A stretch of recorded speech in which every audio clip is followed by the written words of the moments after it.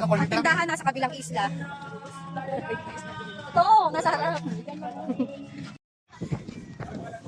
Nakanganga.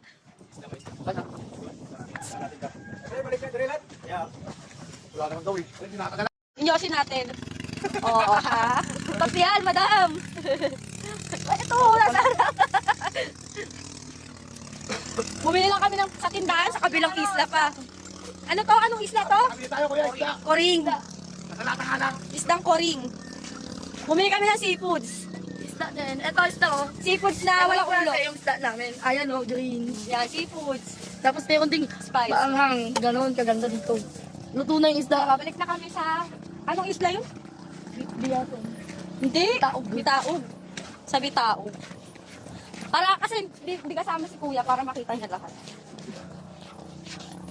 Doon pala sa kabila meron. Doon daw sa ano? Bitaog. Puto na yun ako.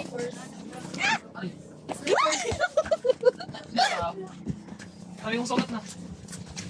Tanga-tanga kasi. Ay, lalo akong hinahang-over. Ha? Lalo akong hinahang-over. Oh, master. Babalik na kami sa kabilang isla. Magkano mo na ang kameraan? Ang mura ng seafoods dito, 30 isa, no? 4 laman yan. May sauce pang kasama.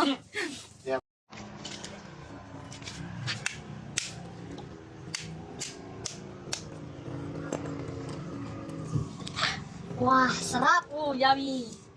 So yummy. Bilang mo sa likod doon. Sa baba, sa baba, sa baba. Sa baba. Wala. Dito. Wala, wala. Ayun o, takay lumipad. Wala nga, wala. Ayun nga lumipad no. Yung pakirin dito. Dinadagat ni Papa. Sarap! Oh, laki. Masarap niyan. Tayo ko dito. Sarap. Sarap na suka.